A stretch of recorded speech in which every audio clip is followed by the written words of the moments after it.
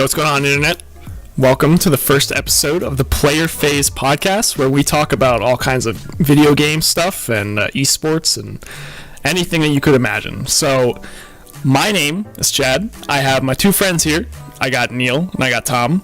You can follow them on their respective channels. You'll be able to find it in the description afterwards. But yeah, so if you guys want to say hi, go ahead and introduce yourselves. It's great to be here. Thanks, Chad. My name's Tom, aka High Point, and it's an honor to be here for the inaugural Player Phase podcast. What's going on? I'm Neil. I'm Chad's right-hand man, if you will, in all this. But I'm just kidding. We're here just to have some fun, talk about some of the good old days of games, and cover all the topics that we all wish we could share with everybody else. Yeah, so I mean, one thing we really want to do is just kind of talk about our experience with games and kind of what brought us together. I know both of these guys basically because of video games, really. Obviously I knew Tom growing up when I was young, and Neil I met through World of Warcraft, essentially. So really our relationships are kind of based around the fact that we've played video games for so long, which is crazy, to me at least, because I've known both these guys for like 10 years, and the fact that we have such a good relationship, I think, and the fact that we've kind of known each other for so long, just based on video games, is crazy. So, so what are you guys drinking tonight? So obviously one of the things we're gonna do is I have a beer advocate profile for the podcast, and I'm gonna post based on kind of the reviews that we do and how we feel about the different beers that we try. So I'm drinking a Lancaster Brewing Company strawberry wheat ale. Which I've had before. I love it. But I know that Neil is also drinking that. So yeah, I'm having it as per Chad's recommendation. We kind of coordinated ahead of time, but I know I know Tom's probably sipping on something else since he's not local anymore to be able to enjoy the Lancaster. I have had the Lancaster strawberry wheat ale. It is a fantastic choice. I have. It's great. Yeah. I am sipping on right now a Yuengling traditional lager in honor of Philadelphia Eagles' great 15-10 win over the Atlanta Falcons. So just keeping it simple tonight. Are you still a Pennsylvania football fan, Tom, or have you reallocated your no fandom? For life. My fandom runs deep. I will always be a Pennsylvania sports team fan, even though I live out in glorious Denver, Colorado now. Absolutely, yeah. So if you didn't catch that, we're all PA natives. Well, Neil wasn't born in Pennsylvania, but he's grown up essentially in PA. Tom and I are PA born and raised. So we're both Philadelphia fans. And we are all alcoholics, by the way. not yet, but we turned the video game stream into alcohol too. So yeah, by the end of this podcast, we'll probably be in rehab, maybe, but we'll see what happens.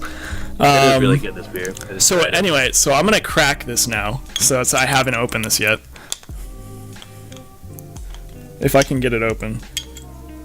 That's what she said. Some technical difficulties. There we go. Such a satisfying sound. It actually is really good. Yeah, first sip is good. Did you open yours? I did. Mine was a little quieter though. I cracked it off to the side. But yeah, so, this is actually really good. Like, what would you say about, like, what would your snooty, like, wannabe beer reviewers say? My fake beer connoisseur idea on this is that it has see, the thing I like about it is that it doesn't have like that overpowering fruitiness to it. Over the years, I've kind of grown to appreciate like the non-fruity, just overpowering taste that they put into a lot of stuff now.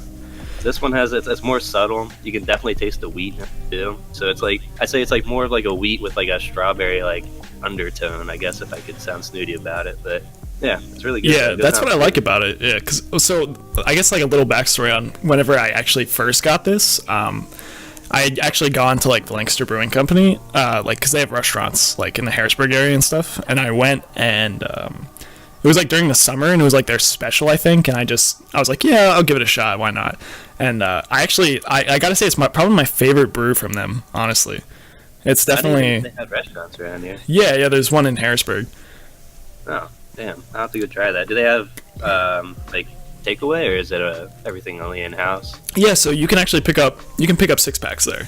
They have like a fridge, and yeah, you can just go in and grab it, which is Should cool. also be able to do growlers. Yeah, actually, I think that they do have growlers. Obviously, if you go in and you like ask them about it, they'll hook you up. I guess maybe you may have a better chance of like getting what you want at the actual like Lancaster location. But We got Obviously. a lot of local breweries over here. yeah, When yeah, I we was do. picking up when I was picking up the 6-pack of like the mix and match today, I saw Yeah. so many local breweries here. I didn't even realize it. Yeah, Tom and I went to Trogs like what was that, like a month ago maybe? I've heard so many things about Trogs, and I still haven't gone there yet. Well, yeah, that's what I'm saying. We'll go Monday. Fantastic. Yeah, Yeah, right. yeah. Tom and I had some really good stuff there. What did you remember the beers that you got there? I do not, but they are on my what is that beer app that everybody uses? Untapped. You have an app. Oh, you use Untapped. I am an Untapped fanatic. I'm gonna have You have to. it? I'm gonna have to make an Wait, you have one Untapped too, Chad? profile You have one for. too, Chad? No, I don't. I'm gonna have to make one for the I'm actually podcast gonna download this. I'm gonna download this right now, actually, while we're talking. because I have. So I made a beer advocate profile, like I said, but I don't have an Untapped profile. That's one thing I'm gonna have to do. Let's see. n- When we not a were at sponsor. Trogs, yeah, not a sponsor. When we were at Trogs, I had a Jovial and I had a When in Doubt lager. It's Untapped without an E, right? Like, It is spelled UNTAPPD. all right, cool. I'm down right now. I feel like I need that now. It's a great little app to track your beers. It's got a social media aspect to it. You can link it to your Twitter. There's an in-house profile system that you can use. And I got really back into it when I moved out here. Like I said, Pennsylvania's craft beer scene is starting to pop off. Colorado and especially Boulder and Denver. I know Colorado is huge. Oh my God! Yeah. I have a cousin who actually works at a brewery out there. I don't- know what the brewery is.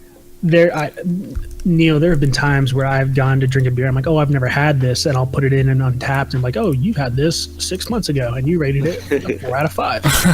Like, And what? that's how you know it was good. Yep. That's where it's at, dude. Yeah, but I'm excited to go to Trogs though. I actually picked up one of their, I guess it's a winter special of some sort. It's called like the what was it, the winter hop or whatever it is. Well, they have. Something like I think they have one called like the Jovial Winter Ale, maybe, or something like that. It's a double. Yeah, something Belgian like that. double. Right. I yeah. love the Belgian beer. I don't know. Belgian triples have like grown on me over the past couple months, I guess you could say. But- That's how you know your liver is starting to scar over. That's the only way Yeah, to do it, though, dude. My favorite one I had was the Chai May. That was at the gastropub out in Harrisburg. That was nice. Yeah.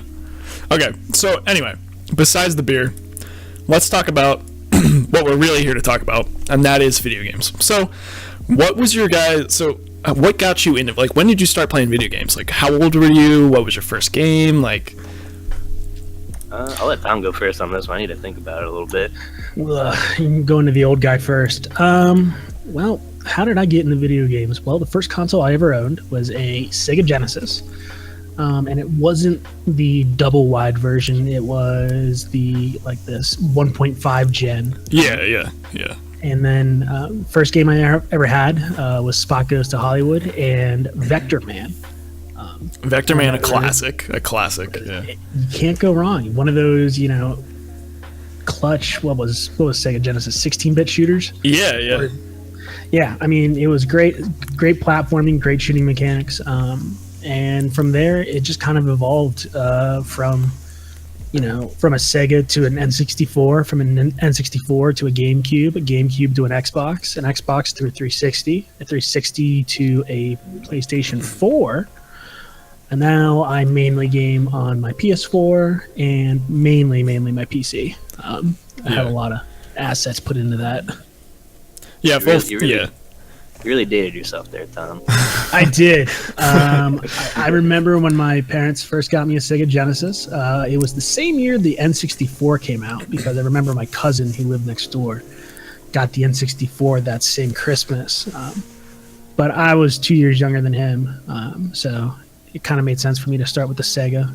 You gotta learn to crawl before you can walk. Yeah. Well, so your first game then officially was Spot Goes to Hollywood, yeah? Yeah, it was. Holds a place near and dear to my heart. You know, they turned the Spot, the red dot on the 7-Up can. Yeah, I was gonna say that was a video 7-Up game character. Yeah, I was gonna say that was the 7-Up sponsored game, right? Yeah, it was Virgin Mobile, or like Virgin, before it was Virgin Mobile, but like the Virgin Corporation and Activision actually developed it, I believe. Yeah. So like some of their early work. Cool. So what about you, Neil? What was your first experience in gaming? Man, I guess my first memories that I can even recollect now would have been the Super Nintendo. Was the SNES, I guess it was. I distinctly and vividly remember playing the Super Mario World. That was one. I played that game so much. I just kept replaying it too. It's crazy to think about. I just played the same levels over and over again. I never got bored of it. I don't even know how. It's just that was probably one of the best memories I've ever had. Well, Super Mario World today still is a game that you can just play over and over with no. Yeah, it like really is. you're gonna be playing it. You're gonna forget that you were playing it like hours. Like it'll be. You could start playing it right now, and it'll be 3 a.m. and you'll be like, "Oh man, like Yeah, like what exactly. happened?" Like That's how you know you really like mastered the simplicity, but like the perfect amount of entertainment value as well. It's Yeah. just, you just get lost and you just play it and play it and play it. But yeah, the Super Nintendo or the SNES was the first console I ever had. And I had tons of games, like stacks and stacks and stacks of games. I had like I had this game called Clay Fighters that was like an old school fighting game. I had Lemmings, like Super Mario World, and then from there we jumped straight to the PS2. When my cousin had a Super Nintendo, or I'm sorry, not a Super Nintendo, a Nintendo 64. Now that was where I made a lot of my memories as well, playing like Smash Bros, GoldenEye. Couch multiplayer. Yep, couch co-op, dude. Couch co-op. Yeah, those that's where it really started to take off for me. I was like, okay, because when you're a kid, you mess around with like a little bit of games here and there, but then once you start looking to play games, like that's when I was still playing the Nintendo 64, and I started like the GameCube, and I was like, okay, I'm starting to like this. Games are kind of my niche, I guess. Yeah, absolutely, dude. And then from there, it just took off, and then I started to find my own little corner in the gaming community. Yeah. And as far as what genre I like, but I'll wait till we'll probably get into that a little bit later. But Yeah. So for natural me, evolution occurred. right. So for me, I actually started like my parents had rented like a Sega Genesis from Blockbuster, like back when you could still like. Rented? I didn't know you could do that. Yeah, so you used to be able to rent. Yeah, you used to be able to rent consoles from Blockbuster for like a couple days, and it was like I don't even remember. I don't even know how much or how expensive it was because I was really young. But like, so when my sister, my mom was in the hospital, I was like 3 years old, and it was, my sister was being born, and so my parents rented a Sega Genesis for me to like play, because I obviously was like 3 years old, like I couldn't be at the hospital and like, running around and stuff. So I was like playing Sega Genesis with my grandmother, and I think like one of the first games I played was like Mortal Kombat, as terrible as that sounds. Yeah, so I was like, wasn't doing her job. Yeah, so I was playing like Sonic. Well, I was playing like Sonic 2, and like I was like kicking my grandma's ass at Mortal Kombat at like 3 years old. I don't know if that's because I was. Yeah, I don't know if that was because I was any Over good, here, or grandma. yeah, or if she just didn't know how to play. But yeah, so it started with that, and then my dad was really interested in like tech and games, and he had bought like an Apple II computer, like an Apple Classic II, I think. So like Tom knows a lot of the classics that I played. That was kind of like my first PC. Like, so I was like 4 or 5, and that's when I kind of got introduced to like PC gaming and stuff. So I was playing stuff like Doom and just like a bunch of like shitty like Mac games that were out back then. Right, yeah. and then when I was like 5, my aunt, like if I was the ring bearer in her wedding, she promised to buy me an N64. So Hey, I taking got the deals. yeah, so I basically got tricked into buying an N60 or to her buying me an N64 for being in the wedding, and yeah, and then from N64, you know, I was playing like Ocarina of Time and Mario 64 and all this stuff, and then kind of as I progressed and you know, I got a GameCube like when that came out, like I got the silver one and you know, just a bunch of other like different consoles, and from there it was kind of history. But you know, my very first memories were kind of like kicking my grandma's ass at Mortal Kombat on Sega Genesis. I think it was Mortal Kombat 2, but I don't remember exactly. But yeah, that was always pretty crazy. But So, not to digress or recap what we just did, but I'm curious because we'll be willing to admit we're predominantly PC gamers here. Right? Yeah, We'll go on to console every once in a while. Absolutely. well, so yeah, I own every So- console, but I primarily a PC gamer. So, I'm curious as to what everybody's PC first experience was, because that's like a whole different world there. Because everybody kind of had similar. I'm sure if you ask like a majority of people in our age group, they'd all agree it's probably like Mario or something along those lines. Yeah, on the As console. far as end, yeah. PC, some people not even touch PC in their life as far as video games go. So I guess we'll go up towards Tom and then see Yeah, so what when your- did you start playing PC games, Tom? Oh boy, my parents first got a PC.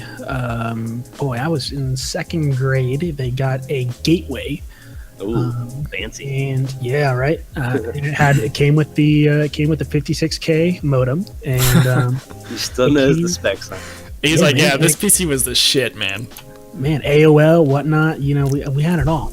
It actually came with like a book of software, and there are 2 games that it came with. One was a Goosebumps game, Oh shit. and it was terrifying.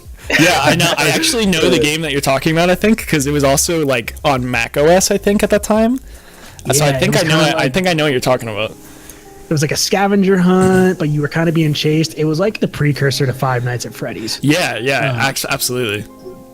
But on the other side of that, the other game it came with was Jurassic Park Chaos Island. Look it up. It is a I'm actually looking real-time. up I'm looking them up right now as you're saying it. Chaos Island was a top-down RTS based off of the movie franchise with Vince Vaughn, the redhead, and you know Eddie, who gets eaten by the Tyrannosaurus Rex. It was based on that, and I played the bejesus out of that. Wait, so it was an RTS by Yeah, definition? yeah, I'm Really? looking at it right now. That's pretty. Yeah, you could hatch dinosaurs and stuff. Yeah, That's it was very sick, cool. dude. I played it. So It I was like played one of the Jurassic Park title games on Genesis, but it was more of a side scroller adventure. So Yeah, I remember that. I have both of those. I have all 3 Jurassic Park games that came out on Genesis. Oh, really? It was Lost World. Yeah, that had the green background. The side scroller one, and then you had the second side scroller one where you could play as either the raptor or as the hunter. right. So not to cut you off, Tom, but what about you, Chad? In terms of PC gaming, Yeah. yeah. So my first PC game was, I want to say maybe like Doom. Like I think I had like You some. played the original Doom? Yeah, so probably what. So my dad back then, like my dad used to play games, and I had like so I was maybe like 4 or 5, and like I clicked the Doom icon, and I think like the floppy was like still in the still in the computer. So I was like playing Doom for a little bit, and then like my parents probably walked in and were like what do you do? Like I think because I remember like they hid Doom after they found me playing it. I'm 'cause glad I, you played all these traumatizing games early. Yeah, like you were all of playing these- Mortal Kombat, Doom. yeah, all these traumatizing games were kind of like the first games that I played, but then again, they're like kind of Hallmark classics when it comes to the games that people look back on today, and they're like, oh yeah, like that was kind of a game that changed everything, you know. So Right, yeah, it's generally kind of accepted now as being like the establishing like FPS like grandfather, I guess you could say. yeah, Like, yeah. Doom really kicked everything off. So I mean, to be able to say you played it back when it was relevant, That's Yeah, like it a was milestone. pretty crazy. And then one of my dad's friends, he had a son, and he also played like Doom and stuff. He was a little bit older than me, so like he was allowed to like play. But like when we would like game and stuff, we'd like go to his house, and sometimes he would like he would like show me like Doom 2 and stuff, because I only had like Doom 1 at the time, I think, and I was like, oh man, like Doom 2 is so sick. Like I wish I could. Yeah, well, obviously I wasn't like so entrenched in it because I was maybe like 6 years old at the time, but yeah, there's a lot of kind of classic games that came out on Mac, like Prince of Persia, like the original Prince of Oh, yeah, I Persia. remember that. And Tom and I would play a game called like Jump Raven. Oh my god, I remember Jump Raven. There's like there's a couple other of these games that they're really kind of garbage, but they were just kind of what was on the system. Obviously, Right. like Marathon from Bungie and stuff like that. But yeah, those were kind of like the games that got me into PC gaming. And then as I kind of went on, I played a bunch of other stuff. So, Right. but yeah, so what are you guys' top 5 games of all time if you had to list them? I can go first if you want me to. I'll go with this. I'll start this one out since I put the pressure on Tom last time. So, Okay. Fair. so now, granted, anybody listening, I did have a little bit of time to think about this because this was a very hard question for me. So I had It's tough. It's tough to choose like It top is. 5 favorite games. Yeah. When you've been playing games your entire life, it's very hard to really sit down and say these are what changed it for me. But Yeah. hopefully I'm not forgetting anything. But as far as top 5, again, I had to clarify with Chad before this, is like I wanted to make sure that, not to say that so like The Last of Us, like that game was good. That was a really good game I played, but I wouldn't qualify that as like being my top 5. Like top 5 for me would be like most influential, like it really just, when I think of video gaming, like these are the games I think of, and it goes all the way back to like my childhood, and in no real order. So I guess I would start off with saying like my first one that came to mind was The Elder Scrolls Morrowind. Now, Classic. yeah, Yeah, that definitely game, classic. I just remember going to GameStop and just picking that game up and be like, oh, this looks like something I would like. And I sat down. I remember I had it for my Xbox. I turned that on, and I just sunk hours and hours and hours into that. Like that game and RuneScape were probably like the 2 games that really like solidified my love for like the RPG genre. So I would definitely put that one as like one of my top 5 for sure. And then from going down the list, I'll get to like Pokemon Yellow actually, because I remember bartering with my mom for that because they didn't want me to get like all into like games and like they were the old school, like, come on, you gotta go outside, you gotta play, stuff like that. But I really just wanted to play games all day. Oh yeah, dude. I know how that is. Like Yeah. Tom and I would sometimes do chores like for my parents to be able to like to be able to play Exactly. games. Yeah. You always yeah. had to make deals. That's Yeah, what you had yeah, to do. You had to make yeah. deals. Yeah. And I'm sure if our other friend Cameron was in here, he would talk about his little time swapping hour that he had to do with his brother and chores and Oh, all yeah. that. Heard Yeah. that story Oh, yeah. a million times. Yeah. But yeah, Pokemon Yellow, I had to barter with my mom about that one. I had to convince her of all the pros and cons. I was like, the pros are this game will help me be more responsible to take care of my Pokemon. I was just doing anything I could to try and convince her to do that. Yeah. But then going down a little bit is Smash Brothers Melee, because Ooh, another good pick. I can remember hours and hours into like the early morning I spent my summers with my cousin and my cousins in New Jersey, and we played so much Smash Brothers. I remember just we'd play until like 4 a.m. till we passed out, and I'd wake up at like noon and I'd hear like the glove battle going on. I'd see him back on it, like fighting the Master Glove or whatever it was, and I was just like, oh, time for another day of Smash. Yeah. But I ground so many hours of that game, so that one will always be in my head as well. Now, another one, I was hesitant to put this one on the list, but I feel like with as much time as I put into it, I can't disregard it as being like a very impactful game to me. It's League of Legends. I was gonna say World of Warcraft for you. Well, that's number. I'm only at 4, Tom. You don't know what's gonna be. You're going I was saving the best for last. but no, number 4, I'd have to put on League just because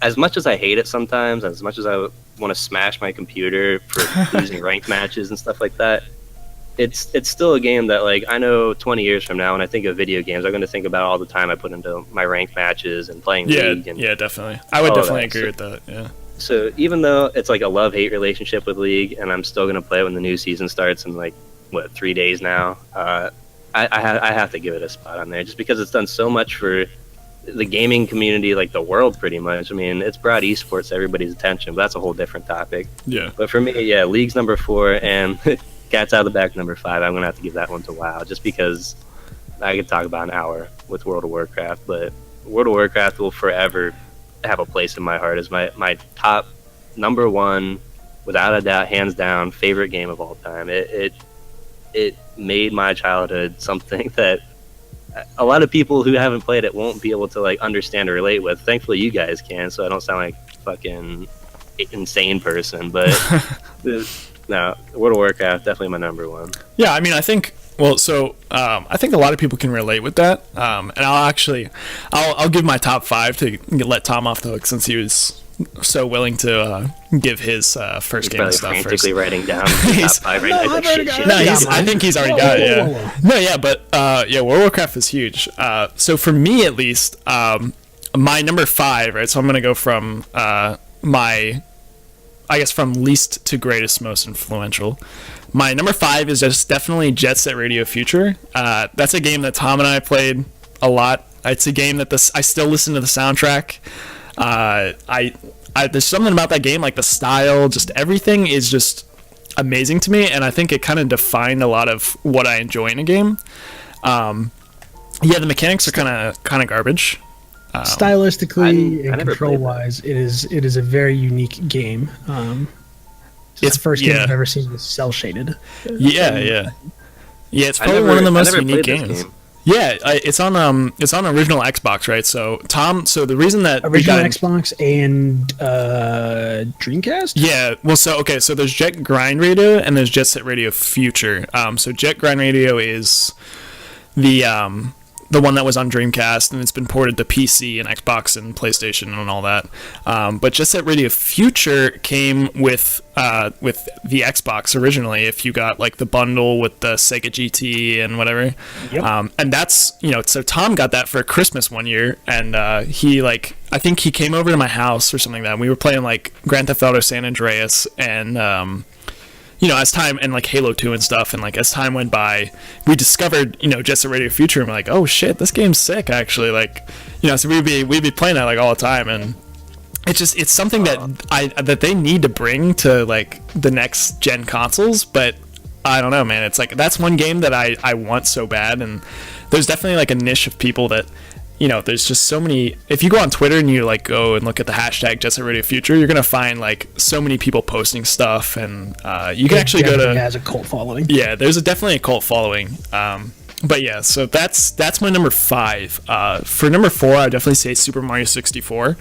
Yeah, so I think I agree with that one. Yeah, so Super Mario 64 to me is huge because it was kind of one of those first games where I could kind of interact with a 3D environment, and being able to kind of run around was really cool. And the way that Mario handled was probably unlike any other game that even comes out today. Like, the mechanics in Super Mario 64 are really tight, and, like, everything just feels fun to play. Like, you can go back and play it a million times and you're going to have just as much fun as that first time you played it. That, and, like, the music, everything stylistically is great. And I've probably played 1,000 hours of Super Mario 64 over the years, like, just going back and playing, and playing from when I was a kid, because when you're a kid too, like, you only have, like, so many games, and obviously then we didn't have, like, the internet, so it was like, oh well, I guess I'm gonna play Rayman 2 for the 30th time. Like, what else am I gonna play? So, like, Super Mario 64. With that one, I don't know why, nothing felt more satisfying than jumping into the paintings. Yeah, for the new level. Yeah. That just felt good. You're just like, oh, time to go. You just jump in the painting. Oh, that felt so good. Yeah, you jump in the painting and you like look at like, oh, like what star am I gonna go for? Like you can see your progress. It was just, it was so good, man. Like that was, yeah. I would say that's my number 4. But from my number 3, it would definitely be another N64 game, which would be Ocarina of Time, obviously.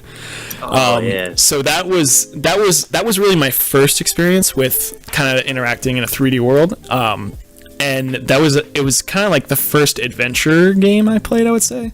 And it was just so crazy to think like wow, like this is, you know, there's dungeons and there's, you know, you can make Link run around and you can throw bombs, you can like shoot arrows and stuff. Like, so I remember like there used to be like a Nintendo hotline.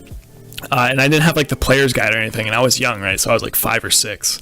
And I remember you were saying earlier, Neil, about how you would have to like bargain with your mom. I would bargain with my parents by saying that Ocarina of Time helped me learn how to read, right? So like it was kind of at that I guess it was kind of at that age where it was like, you know, you're kind of still learning reading and you're young, and it's like I was like, well, you know, I can read the text of the game, you know, as I interact with these NPCs and as I go through the story. So like my parents would like yeah, so my parents would ask me like, oh, like what is this, like what are they saying, like are you gonna read it? And like, so I'd be like, I would bargain with them to be able to like read the text of the game to play it, which was pretty cool. It was really a good experience. So I think a lot of my reading skill came from, you know, kind of these early games where I have to read the text on the screen and like interpret like what they're saying and like ask them what to do. But I was saying with like the Nintendo hotline stuff, I remember like sometimes I'd like call my cousin who's a little bit older and I'd be like, hey, like how do you get past this level or something? And you used to be able to call the Nintendo hotline for like tips and tricks. Like you'd be like, hey, I'm stuck in the Deku tree, like where do I get the slingshot from or something like that. They actually had that, so it was through Nintendo. They had a hotline where you could, I think it's actually still the same hotline for if you have like Switch issues, if you have like, you know, if you break your Switch or something you need it to repair. Right. They still have the same number for the Nintendo hotline, which is crazy. That's news to me. I didn't even know that thing existed. Yeah, that's crazy. Yeah, that was huge. So that was Ocarina of Time, absolutely. I love Majora's Mask too, but Majora's Mask would definitely be in my top 10, but I wouldn't say top 5. But I played a lot of. Pissed me off as a kid. I didn't understand that game, and I just That was the first game that gave me a panic attack. Really? I was like, I only have 3 days to beat it. I could see why. My God. That game was stressful. I couldn't figure out how the fuck to beat it. I was like, dude, you know what? I loved it. Yeah. I'm going back to my simple life. I'm gonna go back playing Smash. Well, the thing that was crazy was that Majora's Mask was kind of like the expansion pack to Ocarina of Time, right? It was like, oh, like this new, you know, it's kind of like the same game, but you have this new world to work around with and new items, and like there's this mask system. Like it was kind of, I thought it was cool because it was kind of that first experience that I had with like an expansion pack to a game, or like a different, you know, it's the same game engine, you know, it's the same, all that, but you get to kind of see some new mechanics and some new, I guess they kind of refined it, which was cool. So for number 2, I would say Sonic 3 Knuckles, like hands down. I think Sonic 3 Knuckles is probably, if I didn't have so many experiences with my number 1 game, Sonic 3 Knuckles would be my number 1, because that's a game that I remember, like I think I had like a shitty TV in my room at one point in time. And I played so much Sonic. It was like at one point in time for like a week, and I played so much Sonic 3 Knuckles that my parents took it away from me. Like they're like, "Oh, you can't have this anymore because you play so much like Sega." So I eventually lost my my privileges with that.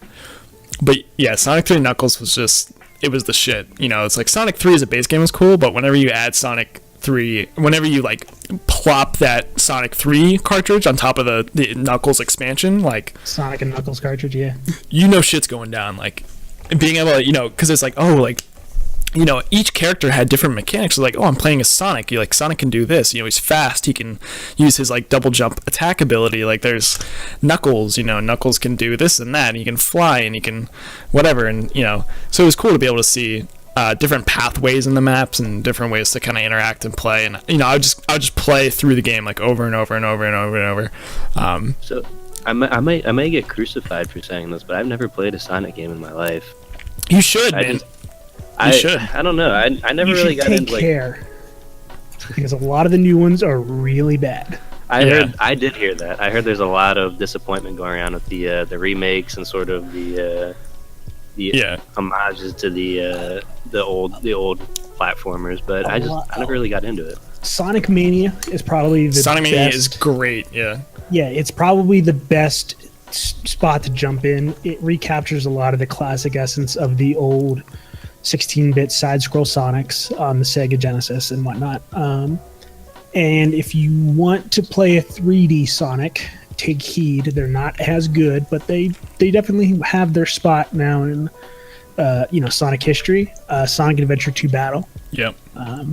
Me and Chad, I know, both poured months into that game. Also has one of the best mechanics, the KO Garden. Yep. Which when you're in middle school is kind of cool, but now that we're an adult, it's just like, oh, you're like, this isn't something I want to spend time on. But it's like when you're a kid. The platforming and gameplay in Sonic Adventure 2 Battle is pretty good. Yeah, it's 3D decent. Sonic. Yeah, it's decent. I'll say the "I'll show you the way" meme is the most Sonic exposure I've had in the past. It probably is. Years Yeah, of my life. It probably is. This is not the way. Yeah. All right, and what about number? Okay, so number one. I already know.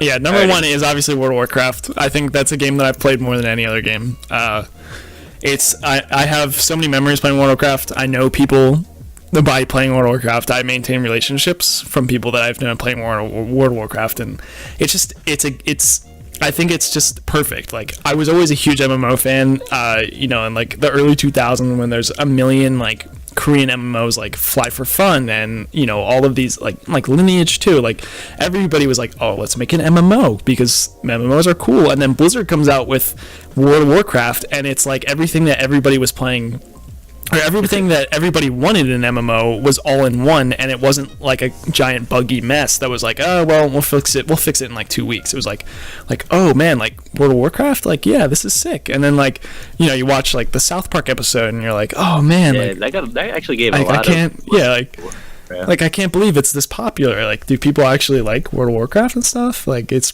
huge. And then obviously by the time it's like Wrath of the Lich King, like World of Warcraft kind of defined my life at that point, because I was like, oh man, like when am I gonna get to do the next raid? Like, when's the lockout? Like, I'm learning how to manage like these different aspects of WoW and like how they fit into my life and my time frame, and like trying to log on at night without waking my parents up and like like stuff like that. Like, been there, done that. Yeah, it was like, I was like, oh shit, like it was just a game that I would stay up playing till like 3 a.m. for every night of the summer. Like, it was, I just remember like I would try and like trick my parents into thinking that I was like going to bed, and then I would like wait until like 1 a.m. and boot up my PC and then go queue up for like an Alterac Valley or something. I remember putting I put a towel under my the little sliver of gap So they between my wouldn't see the door. light from the monitor? Yeah, because my dad was, God, he was a fucking hawk, dude. He knew my tricks, so I always had to think 2 steps ahead, and I was like, what's he gonna do now, and how can I trick him out of it? It's crazy. It's crazy. I had to put the towel underneath, and it'd be like 3 a.m. on a school night, and I'd be doing Zulaman, and I was just like, please let me finish this raid. Yeah. But as a disclaimer, I think though, World of Warcraft was impactful to us because we played during a very pivotal time in our lives. For all 3 of us. Yeah. We played at such a crucial time in our younger years that it like I always say, it hit us at the right time, and we experienced it at the right time in our lives. It's not like I don't want anybody listening to think that we're just constantly just going to be chilling out for a while. It's just they have to understand like what it means to us and like why it means what it means to us. Yeah, we grew up in the prime of the MMO. Yeah, we really did. Yeah, absolutely. Yeah. It was crazy, WoW existed at the perfect time for us to play it, and I think that's why, for anybody going to be listening in the future, anybody that might be going back and listening to this now, is like, that is why WoW is it was so impactful for us. It really hit us at like the perfect time in our lives to appreciate what it was in relevance to everything else that was out at the time.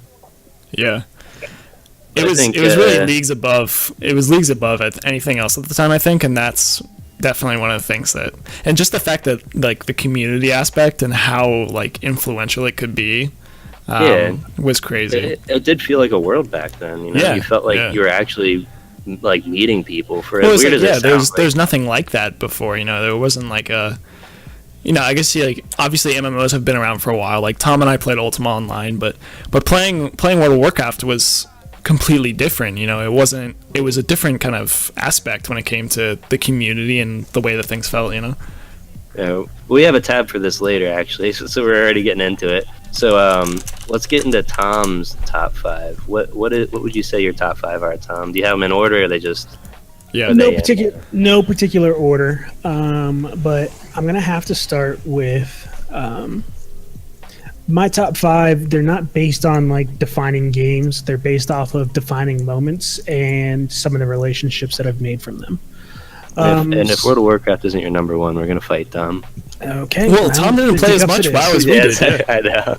Yeah, I can already see what his are going to be. We'll get to that. Yeah, so, in no particular order, I'm going to have to go with Spot Goes to Hollywood. I have very, very fond memories of playing that game with my parents and quickly realizing that I was better at it than they were. Yeah. And, I mean, it will always just be in my head. Like, I know the levels upside down, inside out, backwards and forwards, hands tied behind my back.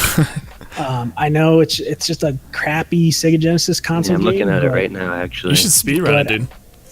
you know, I thought about it. But that This is for the Genesis, you said? Sega Genesis, yeah. Sega Genesis. All right. Yeah, I'm looking at it right now, actually. I've never seen that game before. Yeah, probably for the best. Moving on, we'll go with number 4. I'm gonna have to go with Phantasy Star Online, specifically for the GameCube. I was actually waiting for one of you two to say that, because I know how much that meant. Well, me and Chad killed many a summers Right. with our friends, couch co-op between each other's basements. You know, whoever's mom was feeling in a good mood, is typically where we would hang out. You know, running around the neighborhood with our GameCube memory cards and our Wavebird GameCube controllers. Man. Yeah, that was good times. And just sitting, grinding, doing the same, 8 levels between episode 1 and 2, and just hanging out. And, that was really kind of like my couch co-op experience. Yeah. Moving forward, kind of along the same lines, this is the only game that I've ever played so much that it broke.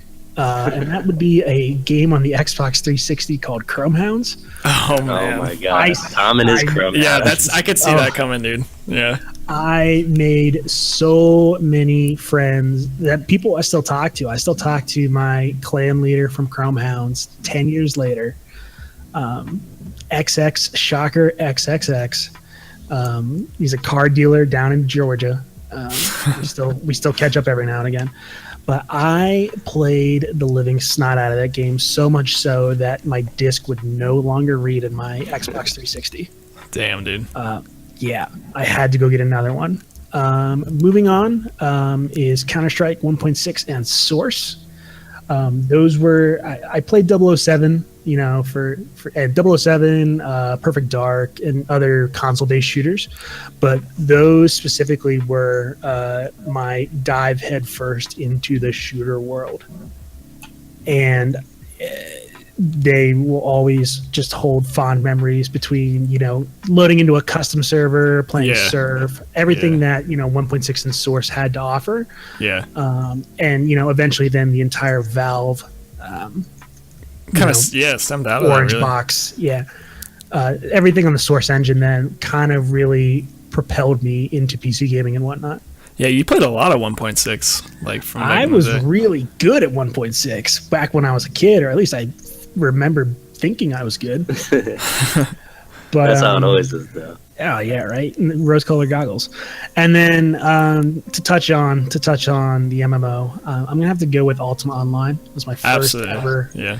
My first ever MMO I played. As touched on earlier, I jumped into World of Warcraft in Wrath. So I was gonna say, you didn't join us in WoW until a little bit later. I remember we did the recruiter friend, right? Because I recruited you, and then Tom and I recruited a friend, and it took me like a week to get to the max level. It was great. Well, I remember we got to like 60, and I think I just dumped you in Outland, and we're like, all right, have fun, and then you're like, oh shit, what do I do now? Yeah, I mean, I learned trial by fire, but I mean, you know, UO though. yeah, Yeah, I- that UO also taught me my first scripting language in C++. Yeah, Ultimate was huge. Yeah, Ultimate was huge. But you know, that kindled my fire for my love of MMOs.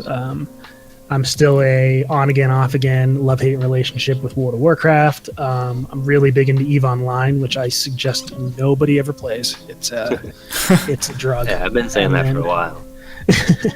But I mean, Ultima Online, I still boot it up every now and again. I do have it installed, and that's. I mean, I will have fond memories of listening to Viva La Vida 96 times in a row. Oh my while god, mining ore. dude!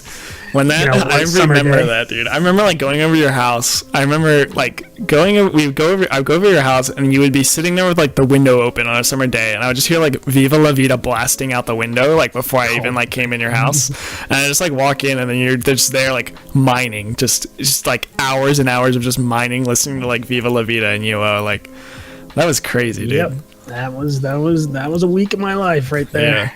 Yeah, those were the good days, man. I feel like I could have like on a bet, I could have given Tom's top 5 minus that number 5 that you gave, which was God knows, I don't even remember now. The Ultima Online. no, the Oh, number Spot Goes 5. to Hollywood. Spot Goes to Hollywood, yeah. The other 4, I feel like I could have done because like because we've been talking for so long, like I feel like I could have given Tom's top Yeah. 5. I thought we would have put an Eve on there though. To be honest, You know, I've you made thought a lot about of it, good didn't you? I did, and it was a last minute change to put UO on there. I've made a lot of good friends in the real world playing Eve, so much so that I now get to meetups and all that stuff and hang out with my space nerds. And I was gonna say but- you would definitely deserve the spot. 'Cause I swear it comes up once a week. It UO probably, does. it probably does, Oh, yeah. absolutely. Yeah. In terms of like the stuff, yeah. I think we probably talk about UO more than a lot of other stuff, probably. It's pretty crazy. So- it always creeps back in when we're not neck deep in WoW. when we're Yeah, yelling just- about the current state of games, it always comes back to UO. yeah, yeah. It's like this Exactly. game isn't like UO. What is this? I don't You know, know. UO did it right. Yeah, yeah. I mean, UO was the first true sandbox MMO to ever It come out. was, dude, And yeah. it's still held on a very high pedestal in regards to sandbox games. it didn't. I know. I It's- never played it, but I know it pioneered so much It's for what we have it's now. still running today. It is. I Yeah. mean, they still have Britannia, Oceania, and like 3 other servers up that are like the pay to play servers. That was crazy, man. Like, I remember. Well, so like we played. I remember. We would like go and we would play like the private shards and stuff. And I remember like being like a GM on the private shards and like just like running around like messing with Absolutely. people, like spawning like ogres and shit in their house. Yeah, and UO did player housing, right, dude? Like, oh man. Why can't games get that right? I don't understand. Why There was can't just games like get player how, housing right? yeah, it's like how is UO like this super old game that has so many mechanics and like so many like amazing things, like the karma like- system yeah. and like player housing and like all of this stuff was just so, I think I like could go ahead on of a its rant time, about that. honestly. Yeah, Yeah, I mean, because if you look at, I feel like the older games just did it right. Because you look at like RuneScape. RuneScape did player housing fine. I think you just got cool shit from the world, and you put it in your house. That's all we Yeah. want. We don't want garrisons, Blizzard. yeah. No, I don't think We anybody want- nobody wants garrisons and nobody wants any kind of order hall. Like people just want a Yeah. house. Like if you, Yeah, that's all I want. I just want a Yeah. house in like Ashenvale. That's all I want. Just give me Yeah. a little instanced house that I can bring people to. if you could just like load into a plot of land and say like, oh, That's like, what RuneScape this is did. Like, yeah, right. Like they I came think up that'd with be some perfect. like little like janky, completely lore gotten. Like there's no lore in it at all. But it was just like you went into a portal and they had like a rift that they could just make infinite player houses. That was their justification. And 14-year-old me was like, cool, I'll go with it. And I just had Yeah. a house with like a boxing ring and like just all this cool stuff. And I was like, yeah, this is my little house. I love it. And yeah, games just can't do that right. But UO did. UO did and I wouldn't know. RuneScape did, and yeah, I don't know, man. Like We need to take lessons from the past. That's what we need to do. take lessons from the past, but I mean, at the same time, we got to keep moving forward with the Yeah, future. you still gotta be making new stuff. You know, like with AR, like augmented reality and stuff. Like, there's so many new avenues for being able to like implement these things in the games, and I mean, And that's why we're here today. You know, we're doing the greater good. We're doing God's work here. Hopefully, some CEO out there listens to this. He's like, you know what? You know what, man? like these maybe guys. I should. Yeah, maybe I should make some player housing in my MMO. Dude. Speaking of, Go ahead, Neil. I was gonna say, speaking of, since we're in a good segue here, I was gonna go into the top game of this past year that just left us, and that was good. Yeah, sure. So instead of talking about the old school stuff, let's talk about what's new. So yeah, like you're saying, like in terms of 2017, right? So let's talk about like the last year. Right. What were the highlights, the game highlights of your guys' years? Well, I guess I'll start this one since you guys both started one. Okay. So with this one, I was a little torn between this because I was gonna give it to For Honor because I know I just felt Tom just wince in his chair a little bit when I said It's on my list, but it's also on there as the biggest disappointment. Yeah. I actually was disappointed. I loved the game so much that it hurt that it wasn't as successful that I wished it was, because I wished if I could make a magical wish about it, I would have everybody just default to For Honor for their fighting game needs, and it would be wildly successful, and there would be no server issues and all that. But in reality, that's not how it is. But the premise of the game and the sort of feeling that I got when it released, because Chad, me and Chad were all there. We were playing that game. Dude, we were all playing that like till 4 a.m. like every night in beta and like the start. Yeah, and it's similar to like old WoW. Like, yeah, there were issues, but I didn't really care because the game just felt so like new, and it felt so cool, and then like executions felt awesome, and just like doing all this stuff just felt new and crazy, and that was like a highlight for me. I think that will be a game I look back on even when I'm older, and I'll be like, wow, that was a fun game. I really liked that. So even though it wasn't as successful as I'd like, I would still give that as like one of my top favorites. I was torn between doing that one and I don't want to really jump on the bandwagon, but I was gonna say something about PUBG. Yeah, I knew it. Yeah, That's I know. fair. Yeah, that's fair. It only because of the impact that game has had. It has brought console players and PC players to an avenue of discussion. Like there's people who have no idea that you can even play games on a PC. I mean, that's kind of an exaggeration, but I've had like conversation with them about PUBG, like a game that I played and a game that they played, and I'd say, hey, I played on my computer, and they're like, well, I didn't even know you could do that. Yeah. It's cool because it's opening up sort of like a little like dialogue between like almost like opposing factions in the gaming world, I feel like. So, absolutely. But I'll still give mine to For Honor. But yeah. What about you, Tom? This was difficult because, like you said, a lot of good games came out. Honestly, PUBG has had huge waves in the streaming and Steam community. Has its issues, obviously. So does For Honor. But like you said, there's nothing quite like it.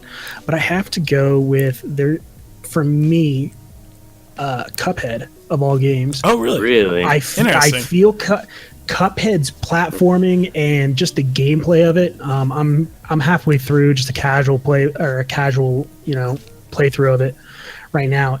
It is such a this comparison gets made way too often. It's Dark Souls-esque and it's super satisfying to play. It doesn't have overly complicated the Dark Souls mechanics. of PC? But Dark Souls is on PC. I'm just messing with you.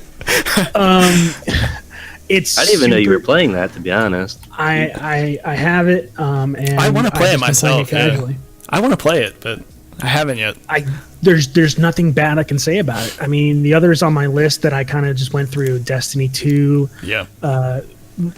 PUBG, For Honor, and then I guess my runner-up would be VR Chat because I feel like VR Chat has been the shot in the heart that VR kind of needed because it's kind of slumped off ever since the initial hype.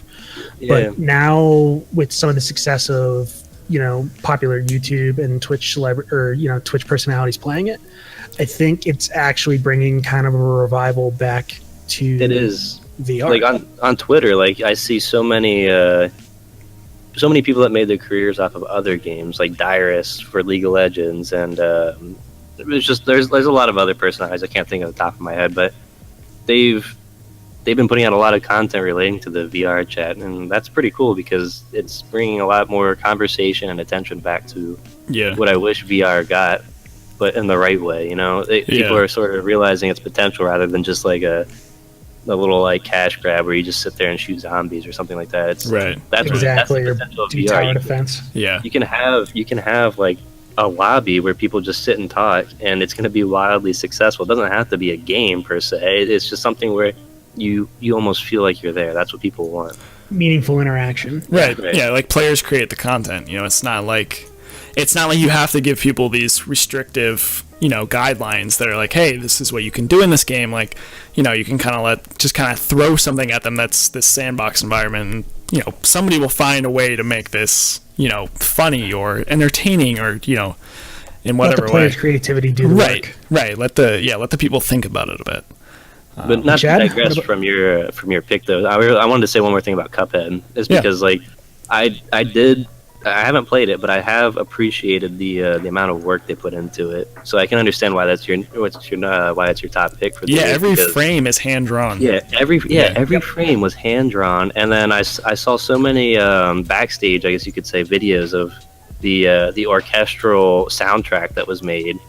Like they had like all the instruments. I had like their own little like symphony going, and for the game. Like it was a lot of detail put into a game that a lot of people might sort of overlook that. And I think that's something that should be appreciated, even if you haven't played it or if you've like smashed your keyboard playing it or something like that. I've almost done that. It is something to take away from it. It's a lot of detail that has gone into a very simple game. But you, Chad? Yeah, so I have a defined top 5. I would definitely say, so my number 5 would probably be For Honor, just because, like you said, you kind of listed all of the benefits and kind of our experience with that game. Right. For Honor was great. I would say it's my number 5 of 2017. So I played a lot of different games in 2017. Most of them were like console stuff. Number 4, I would probably say Sonic Mania.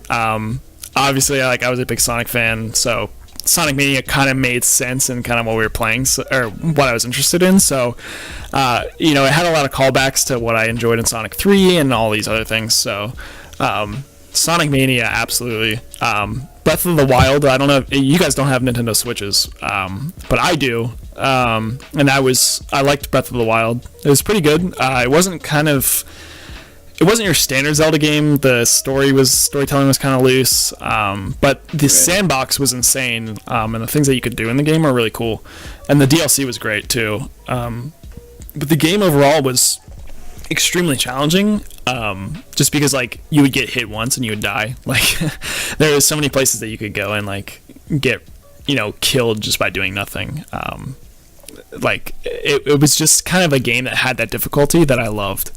But then I would say probably for like 2, I would definitely say Persona 5, which is actually a PS4 title. That was actually the first Persona game that I played, and my sister recommended it to me. But so Persona 5 was like actually was really fun, and the music was cool. Like it was kind of this like acid jazz like fusion. Obviously it's not for everybody. It kind of has that like anime vibe, like you're kind of like telling a story I remember you were really hyped about that. Yeah, I was just I could not get into that. I was huge on that game. Yeah, it's not for everybody, but if you're somebody that's kind of played JRPGs in the past, this is like the title. This is the Hallmark JRPG for PS4. Like I don't think that there's going to be a game that tops it when it comes to the JRPG market. But my top, that's a lofty statement there. Yeah, there's no like this Persona 5. It's so good that there's no way. I mean, maybe like Persona 6 if they come out with it, but it was so good that I was really surprised by it. and then Mario Odyssey is number one, easy. Right. If you haven't played Mario Odyssey, it's a callback to Super Mario 64, like completely. It's the mechanics are tight. The stuff that you can do with Mario is insane. Like there's a skill cap. There's just so much stuff in that game. Like you can actually get a classic Super Mario 64 outfit for Mario after you beat the game, and you can actually go through like the old Super Mario 64 castle, like parts of it, like the fountain part. There's like a star you can get there. It's cool. Yeah, so Super Mario Odyssey, definitely my favorite game of 2017, like by far. I could see that. There's a lot of people that respect that Yeah. the old homage to like the classic Mario game. They said that kind of brought back that sort of classic feeling in a way, but with a new take on it, as far as being able to do all these sort of different feats with, like, I saw a ton of videos, people doing crazy stuff with like the hat. Like I know Donkey, obviously everybody knows him. Mm-hmm. He did a really good video on that. It even made it look pretty interesting to me, even though that hasn't really been my genre of choice in a while. Yeah. But yeah, I could definitely see that. It's pulled a lot of attention back to the old Mario games. Yeah, it's definitely like it's the crazy thing is that I think that this, like, Mario is going to sell Switches, and like I was looking at kind of some like statistics and stuff, and the Switch is actually selling more than the PS2 did in Japan, like in its initial year. And Nintendo's set to try and sell like 22 million Switches or something like that this year, or like it's crazy, like how big the Switch is, like, and it's not gimmicky like the Wii, right? It's not like, oh, everybody's buying the Wii for Wii Sports. Like, people are buying the Switch because this is going to be a huge... Has actual games. Yeah, this is going to be a huge console. Like, the fact that you can take it on the go or you can dock it. Like, I played Skyrim on the Switch, like, I saw that. just going. Like, I could take... They I have could Doom take now, Skyrim too. on the go. Yeah, they got Doom. You can play online, and like, so I could take these big, huge third-party titles, and I could take it on the go with me if I were going somewhere, or I can, sit on my couch and play like with the Pro Controller, which I have to say too is probably the most comfortable controller I have ever felt in my life. Like, the Nintendo Switch Pro Controller is probably the best controller that I've ever used. Right. But it's crazy, man. Like, and the stuff that's going to be coming out even later too, like they're bringing Dark Souls to the Switch, so it's going to have all of this third-party support, and Dark Souls is going to be huge on the Switch, like bar none. It's the online, the community is going to be revitalized by the re-release for it's going to be on all consoles, and PC. Yeah. for Dark Souls 1 remaster. Yep, Dark Souls 1 remaster. It's going to be To build off your point, though, this is what Nintendo has needed ever since the N64. Absolutely. They needed to bring in third-party IPs to flesh out their game catalog. I mean, Mario will sell. Like, we know that. Obviously, when you think of the Nintendo IP, you think of Mario, Star Fox, maybe Banjo-Kazooie, and Donkey Kong and whatnot. And I mean, a lot of those have run their course, but you're gonna get modern, 10 to like 8-year-olds and 10-year-olds and 15-year-olds into the Switch console. Yeah. By having the console exclusives like Mario, but also giving them a window in to play Doom, Skyrim, Dark Souls when it comes out. This, I mean, it's a smart move from Nintendo's point of view. It's genius, dude. Like, especially because the mobile market is so huge with the younger generation, and just with people overall. Like, I think as our generation kind of gets older, a lot of people are looking for mobile solutions because that's why you see a lot of popular like mobile laptops and all this stuff. Is I think people are on the move more to some extent, and just the fact that the Switch is so versatile is what makes it such a powerhouse, and why it's going to actually probably revolutionize a lot of the way that people, developers approach making games. If you think about it, it's like, well, I can develop a game for the Switch that people will be able to take with them. So that's more playtime from a developer's perspective. You have people entrenched in your game. So why wouldn't you develop for this mobile Switch market? It's huge, man. It's crazy. It really is actually surprising because being the sort of developed gamer or developed gamers that we are, where we've played our entire lives, so we've refined what we want. We have our sort of we have our little corner. A lot of people who aren't on the same page. There's a lot of people out there that aren't as invested as we are. They sort of they don't want to necessarily invest as much money or time as we have with a PC. So like I was talking to my cousin the other day who he has a couple of roommates out in Philadelphia, and they're not by any means like similar to us as far as like our commitment to video games, but they've been playing that what's it called? Rules of Survival, I think it is. Oh, the mobile one, like on the phone. Right. Yeah. Right. What is that? It's basically PUBG but for your phone. I saw the Chinese one with all the stolen assets. Yeah. Yeah, I think so. Yeah. It has like the little turkey dishes laying around the map and all that. I saw that. I thought it was a joke. I kind of scoffed at it. I laughed. But then I got a Snapchat like a couple weeks ago or 2 weeks ago from my cousin, and all of his roommates just sitting there on their phone playing Rules of Survival. I'm like, people actually wanted this. Like, Yeah. I didn't want it, so I thought it was a joke because I'm just gonna play PUBG if I want to. But them, they don't have the sort of interest or dedication to drop a couple thousand, like $1,000 into a gaming computer, or get it for Xbox or whatever. So they just want to kind of play it on their phone or just do mobile stuff. So like what you said is like, for the masses, there is a market, and a lot of like gaming companies like Nintendo have always sort of done a really good job at reaching across the board and bringing in the people that aren't so game or tech savvy or interested in like the high end of gaming, and they created a market for them as well.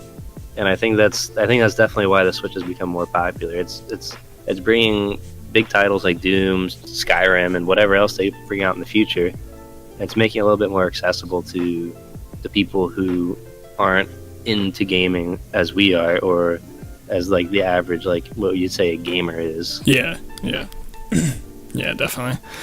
Okay, so we have a lot more topics right now, but let's save those for the next episode, right? So for anybody listening, do you guys want to give your shout out? Give a shout out for your like Twitter, your Twitch, whatever. Where can people find you? So Tom, where can people find you? You can watch me on Twitch or on YouTube Gaming or on Mixer. Typically, you can. My Twitch is the easiest to get to. It's twitch.tv/highpoint, HIGHPOINT. And you can follow me on Twitter at highpointstream. And I go live probably at least 3 nights a week. Starting our Witcher 2 playthrough here on Wednesday. A little bit of self-advertising. It's going to be good, but a lot of variety, with a solid Let's Play backbone that carries throughout the week. That's where you can hit me up at. Absolutely. What about you, Neil? I mean, as for me, I don't really stream too much. I more have an interest in just doing these podcasts. I've always enjoyed talking and just talking about games and hearing other people's opinions. So naturally, this kind of grabbed out at me. So at the minimal, if you just want to follow me, it's going to be at NAH090, Nas090 on Twitter. That's about all I have for anything worthwhile. But as far as that, I'll just see you guys in the future episodes. That's really all I'm looking forward to. Yeah, sounds good, man. Absolutely. Yeah, and if you want to follow the stream, I'm going to try and get this up on iTunes. I'm going to try and get it up on Spotify, basically probably any outlet you can imagine for a podcast. I have like the RSS feed and stuff set up. Just have to upload this episode so that we kind of have the baseline so they can like review it and approve it.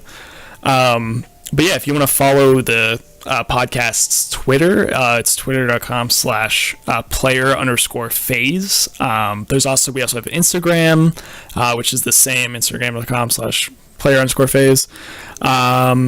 What else? What other outlets are we on? We're on Beer Advocate, We're gonna have to make an Untapped as well, so we were talking about that. You'll be able to find us there if you search Player Phase.